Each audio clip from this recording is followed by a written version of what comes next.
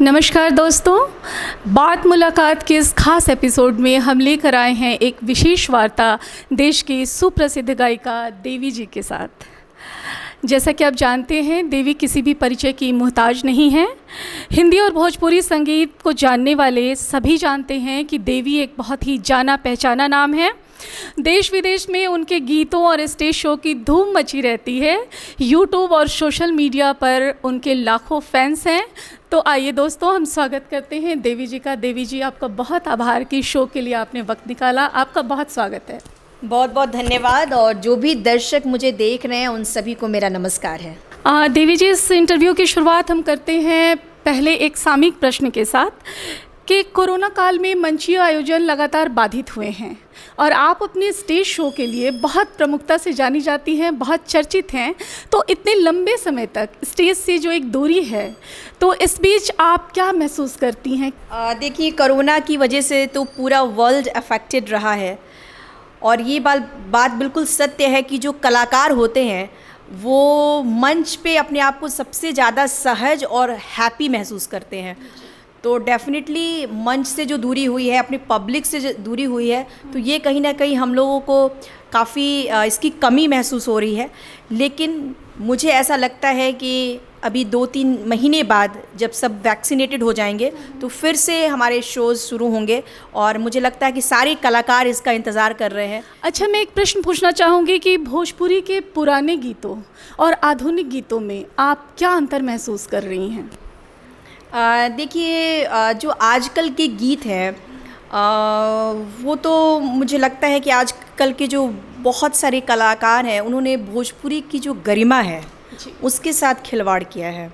और हमारा जो भोजपुरी, जो रियल भोजपुरी साहित्य है या गीत संगीत है, वो बहुत ही उच्च स्तरीय है।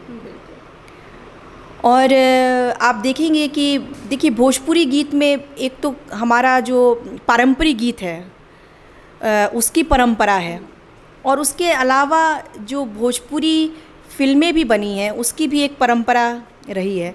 तो आप देखेंगे कि जो हम लोग का जो भोजपुरी गीत संगीत है, एक मिठास है, एक गरिमा जो है, हाँ वो है। और आप देखेंगे कि जो भी जन्म से लेके मृत्यु तक उस पे गाने बने हुए हैं। जब जन्म होता है तो सोहर लोग गाते हैं, और जब किसी की मृत्यु होती है तो उस टाइम निर्गुण गाया जाता है।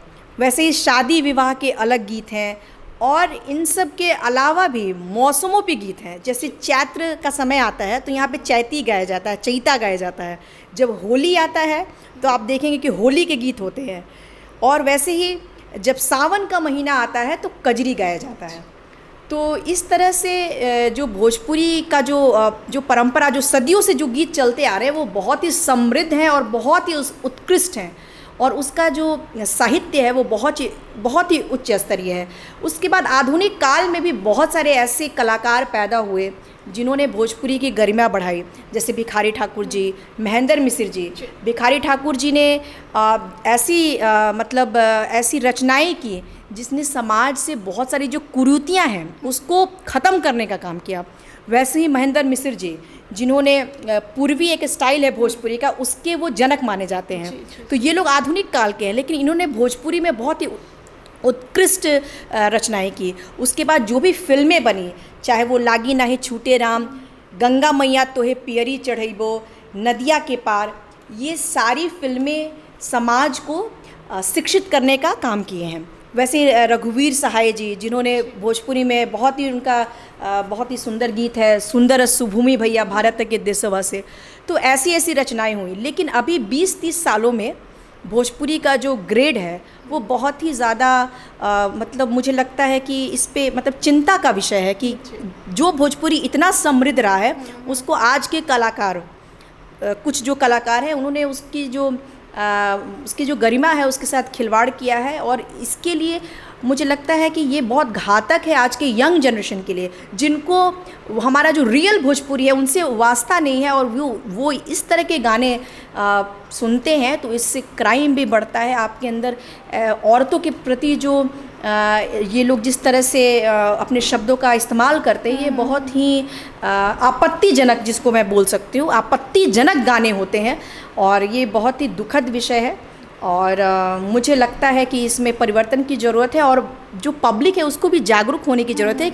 ऐसे गानों का बिल्कुल उसको बहिष्कार करना चाहिए, क्योंकि हमारा भोजपुरी इतना रिच है और ऐसा हो रहा है। अभी सोशल मीडिया पे मैंने देखा कि बहुत सारे लोग सामने आए जिन्होंने ऐसे भोजपुरी के अभद्र गाने या जो अश्लील गाने हैं उसका खुलकर विरोध कर रहे हैं। और मुझे लगता है कि समाज में ऐसे विरोध की ज़रूरत है अभी। हाँ, लेकिन एक चीज़ तो आप मान रही होंगी कि अन्य लोक भाषाओं की अपेक्षा भोजपुरी में द्विअर्थी गीतों की भरमार बहुत हुई है। तो एक बहुत ही प्रसिद्ध और आपकी छवि जो है वो एक बहुत साफ सुथरे कलाकार की है। तो ऐसे तौर पे आप किस तरह का दायित्व महसूस करती हैं कि कैसे सुधार होना चाहिए और इसके लिए समाज को किस तरीके से प्रेरित किया जाना चाहिए? देखिए, सुधार तो तभी हो सकता है कि भोजपुरी भाषा में अच्छी रचनाएं हों, अच्छे लोग सामने आए। जैसे मैंने अपनी तरफ से पूरी कोशिश की है कि मैं जो भी गाऊं वो अच्छे साहित्य का गाऊं। मैंने पारंपरिक गीतों को गाया। मेरे छठ के गाने आज हर छठ के त्यौहार में चलते रहते हैं। जहां मैंने पारंपरिक गीतों को गाया, वैसे ही मैंने जब आधुनिक गीतों को भी गाया तो उसमें मैंने जो उसके साहित्य का जो स्तर है, हाँ, दोनों को मैंने उसको संभाल के रखा। और बस मैं उम्मीद करती हूँ कि कुछ अच्छे कलाकार आएंगे, कुछ अच्छे फिल्म डायरेक्टर्स आएंगे तो भोजपुरी का जो लेवल है वो ऊपर उठेगा। हाँ, तो इसी के साथ हम चाहेंगे कि आप एक अच्छा सा भोजपुरी गाना सुनाएं। चूँकि अभी बात लगातार हो रही थी कि कुछ ऐसे गीत हैं जो हमारे भोजपुरी के समृद्ध साहित्य को और गीतों को थोड़ा सा नुकसान पहुंचा रहे हैं। तो आप एक ऐसा सुमधुर गीत सुनाएं कि जिससे दर्शकों को लगे कि हाँ, भोजपुरी में अभी वो मिठास है, उसका अभी तक गीत जो है वो इतना चर्चित और खूबसूरत है। अभी मेरा एक लेटेस्ट सॉन्ग आया है, हिलोर मारे, और इसकी शूटिंग हम लोगों ने ऋषिकेश में की है। बहुत ही सुंदर सॉन्ग है और इसको लिखा है चंद्रभूषण जी, जो कि बहुत अच्छे राइटर हैं। उन्होंने ही लिखा है यारा ओ यारा तेरी अदाओं ने मारा, जो कि बहुत हिट रहा है। तो आइए, उन्हीं का एक भोजपुरी गीत है और बड़ा श्रृंगारिक रचना है, मैं सुनाना चाहूँगी। हिलोर मारे, हिलोर मारे, हिलोर मारे, हिलोर मारे, दिखने जब से तो के जियारा हिलोर मारे, दिखने जब से तो के जियारा हिलोर मारे, मिले खातिर तो से मनवा बड़ी जोर मारे, मिले खातिर तो से मनवा बड़ी जोर मारे, हिलोर मारे, हिलोर मारे, हिलोर मारे, हिलोर मारे, मोहनी सूरतों पे चाल मत वाजे, मर ले जे पे दुनिया सारी, मोहनी सूरतों पे चाल मत वाजे, मर ले जे पे दुनिया सारी, अंजूर मारे, अंजूर मारे, अंजूर मारे, अंजूर मारे, तोरा गोरा रंग बहुते अंजूर मारे, तोरा गोरा रंग बहुते अंजूर मारे, मिले खातिर तो से मनवा बड़ी जोर मारे, मिले खातिर तो से मनवा बड़ी जोर मारे, हिलोर मारे, हिलोर मारे, अनजाने में दिल हो गइल तुहार, तोहरे से हो गइल बा प्यार, अनजाने में दिल हो गइल तुहार, तोहरे से हो गइल बा प्यार, जोर मारे, बड़ी जोर मारे, जोर मारे, बड़ी जोर मारे, तोहे पावे के ललसा बड़ी जोर मारे, तोहे पावे के ललसा बड़ी जोर मारे, मिले खातिर तो से मनवा बड़ी जोर मारे, मिले खातिर तो से मनवा बड़ी जोर मारे, हिलोर मारे, हिलोर मारे। बहुत अच्छा गीत। और दर्शकों, आप सुन रहे होंगे, देख रहे होंगे कि भोजपुरी गीतों में कितनी मिठास है।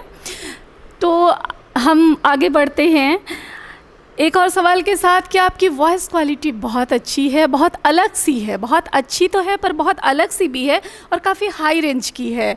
जैसे मैं याद करती हूँ तो मुझे लगता है कि रेशमा सा, आबिदा परवीन, इस तरह की कुछ खास हस्तियाँ जो हैं उनके अंदर इस तरह की वॉइस क्वालिटी होती है।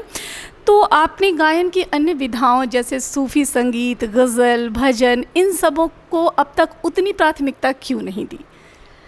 देखिए, मैं तो बेसिकली सिंगर हूँ और मैंने जो स्टार्ट किया था, जैसे आपने नाम लिया रेशमा जी को, और मुन्नी बेगम के गाने में बहुत गाती थी बचपन में।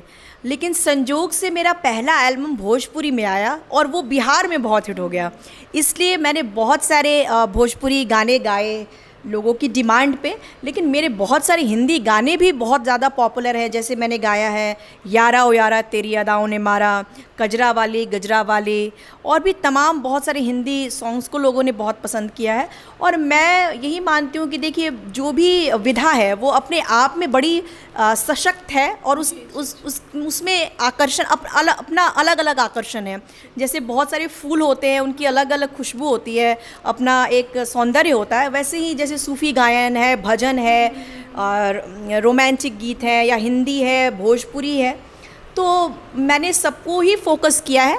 लेकिन बिहार में डेफिनेटली मेरे भोजपुरी गाने लोग ज़्यादा पसंद करते हैं, क्योंकि भोजपुरी भाषा हमारी, आप भोजपुरी गीतों के एक आइकन हैं, एक ब्रांड एम्बेसडर है भोजपुरी संगीत की। लेकिन मुझे लगता है कि हमारे बहुत से ऐसे श्रोता हैं जो आपकी गज़लों को और आपकी अलग तरह की विधाओं में गाए गानों को सुनना चाहेंगे। तो निकट भविष्य में क्या आप कुछ ऐसा प्लान कर रही हैं? बिल्कुल, मेरे बहुत सारे गाने आए हैं। अभी मेरा एक लेटेस्ट सॉन्ग आया है, मुझे इश्क का रोग लगा। ये हिंदी में है और इसका फिल्मांकन भी बहुत सुंदर हुआ है। कुछ इसका फिल्मांकन विदेश में हुआ है, यूरोप में, और कुछ फिल्मांकन उसका ऋषिकेश में हम लोगों ने किया है। तो ये सॉन्ग लोगों को बहुत अच्छा लगेगा और बहुत सुंदर है। तो ज़रूर इस कार्यक्रम के अंत में हम एक हिंदी गाना भी आपसे सुनेंगे।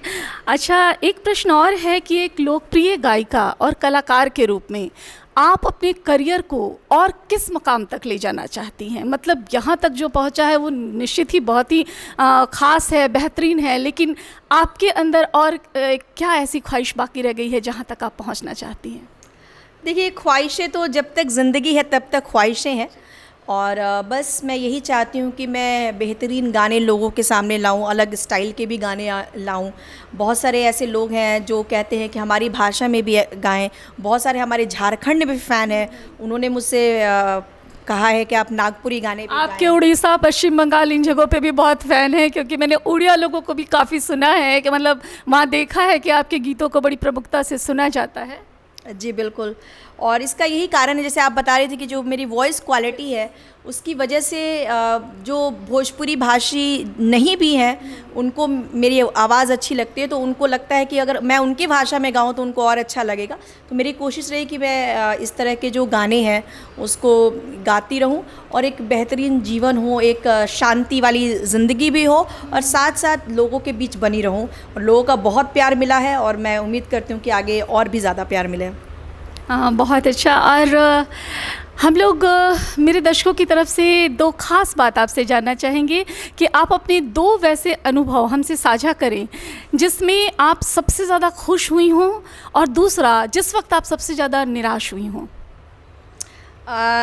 सबसे ज़्यादा दुखी और कब सबसे ज़्यादा हैप्पी रही है, तो थोड़ा सा कठिन क्वेश्चन है, क्योंकि इंसान कई बार बहुत खुश होता है। ऐसा नहीं है कि एक ही बार होता है, कई चीज़ें आपको बहुत खुशियाँ देती हैं। इवन तो अगर ऐसा कोई अनुभव हाँ आपको लगा हो? हाँ, एक बार मुझे बहुत दुख हुआ था जब मेरी माँ को मुझे अचानक पता चला कि उनको कैंसर है। क्योंकि कैंसर का नाम सुनते इंसान को ये लगता है कि शायद अब ज़िंदगी जो है वो शायद बच नहीं पाएगी। तो जब मेरी मम्मी को ये कैंसर का मैंने सुना तो उस टाइम ये पल जो था न सिर्फ मेरे लिए बल्कि पूरे परिवार के लिए बहुत दुखद था।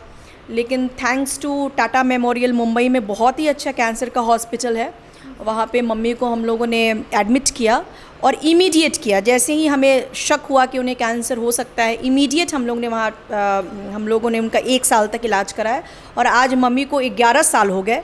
मम्मी बिल्कुल स्वस्थ हैं। और मैं अपने सभी दर्शकों को कहना चाहूँगी कि अगर किसी के घर में भी कैंसर जैसी बीमारी हो तो मुंबई का टाटा मेमोरियल जो हमारा एक्सपीरियंस है वो बहुत ही अच्छा है। और मेरी माता जी अभी 11 साल से बिल्कुल सही हैं और उनका कैंसर ख़त्म भी हो गया। तो उस टाइम जब ये न्यूज़ आया था तो आई थिंक ये मेरे लिए बहुत ही ज़्यादा दुखद था। और अगर खुशी की बात कहेंगे तो कुछ मोमेंट्स मुझे याद हैं कि जो बहुत मेरे लिए सुखद रहा। जब हम लोग स्ट्रगल कर रहे थे 2003-4 की बात है। हम लोग काफ़ी एल्बम के लिए मैं और मेरे पिताजी बहुत स्ट्रगल कर रहे थे। और उस टाइम में जैसे आज सोशल मीडिया एक्टिव है वैसा नहीं था कि आप कुछ कहना चाहते हैं तो आप डायरेक्ट आ सकते हैं। फेसबुक है, व्हाट्सएप है, यूट्यूब है। उस टाइम आपके पास एक ही विकल्प होता था, वो था कैसेट कंपनियाँ। तो कैसेट कंपनी में हम लोग काफ़ी मतलब स्ट्रगल कर रहे थे। उसके बाद स्ट्रगल के बाद एक मेरा एल्बम आया पूर्वा बयार और वो बहुत ही ज़्यादा हिट हुआ। उसके बाद लोग मुझे पहचानने लगे और सबसे अच्छा सुखद पल ये था कि हम लोग दिल्ली में थे, पूरी फैमिली दिल्ली में थी और मेरा एल्बम रिलीज़ हुआ। और उसके बाद मम्मी लोग ट्रेन से घर जा रहे थे, छपरा जा रहे थे। छपरा जैसे वो लोग पहुँचे तो छपरा पहुँचने से पहले जो रेलवे क्रॉसिंग होती है वहाँ ट्रेन रुकी और जब ट्रेन रुकी तो उनके कान में हमारी आवाज़ कहीं से आई जो कि कैसेट बज रहा था। तो ये मेरे माता पिता के लिए बहुत खुशी का मोमेंट था कि जिस स्ट्रगल कर रहे थे और आज देवी का गाना हम लोग ट्रेन में बैठे हैं और कहीं बाहर से उसकी आवाज़ मतलब गाने की आ रही है। तो वो उन्होंने हमें फ़ोन किया कि देवी तुम्हारे गाना बज रहा है, हम लोग अभी घर पहुँचे भी नहीं है कि तुम्हारा गाना मतलब सुनाई दिया। तो ये मोमेंट जो था it was very happy moment for मेरे लिए भी और मेरी फैमिली के लिए। जी बहुत अच्छा। और दोस्तों आपने देखा कि हमने संगीत और इनके निजी जीवन पे ढेर सारी बातें की, लेकिन इस इंटरव्यू को ख़त्म करने से पहले मैं चाहूँगी कि आप हमारे दर्शक और श्रोताओं के लिए एक और कोई अच्छा गीत सुनाएं। ज़रूर। एक हिंदी सॉन्ग जो मैंने चर्चा की, मुझे इश्क का रोग लगा, वो मैं अपने दर्शकों को सुनाती हूँ। मुझे इश्क का रोग लगा, मुझे इश्क का रोग लगा, मुझे इश्क का रोग लगा, मुझे इश्क का रोग लगा। अब तो कुछ भी मुझे भाता नहीं, अब तो कुछ भी मुझे भाता नहीं। एक तेरे सिवा कुछ भी तो नजर मुझे आता नहीं, आता नहीं। मुझे इश्क का रोग लगा, मुझे इश्क का रोग लगा। रात दिन तेरा ही रहता है ख्याल, प्यार में तेरे हुआ मेरा बुरा हाल। रात दिन तेरा ही रहता है ख्याल, प्यार में तेरे हुआ मेरा बुरा हाल। मैं हूँ दिल हार गई, तुझ पे जान सार गई। मैं हूँ दिल हार गई, तुझ पे जान सार गई। कोई और दिल को धड़काता नहीं, कोई और दिल को धड़काता नहीं। एक तेरे सिवा कुछ भी तो नजर मुझे आता नहीं, आता नहीं। मुझे इश्क का रोग लगा, मुझे इश्क का रोग लगा। Thank you. तो दोस्तों आपने देखा कि देवी ने एक बहुत सुंदर हिंदी गीत भी सुनाया, हमने भोजपुरी गीत भी सुना, एक लंबी चौड़ी बातचीत की। तो देवी आपका बहुत शुक्रिया कि इस शो के लिए आपने वक्त निकाला और हमारे दर्शकों को इतनी सारी बातें सुनाई। तो हम आपके बहुत आभारी हैं, एक बार फिर से दिल से आपका आभार। और हम उम्मीद करते हैं कि आगे के फिर कुछ एपिसोड में आपके साथ एक बातचीत और मुलाकात होती रहेगी। तो दोस्तों बने रहिएगा बात मुलाकात में और देखते रहिएगा हमारे हर एक एपिसोड को और अपनी प्रतिक्रियाएं ज़रूर दीजिएगा। तो मिलते हैं फिर किसी खास एपिसोड में खास मेहमान के साथ। शुक्रिया। रंजीता सिंह फलक।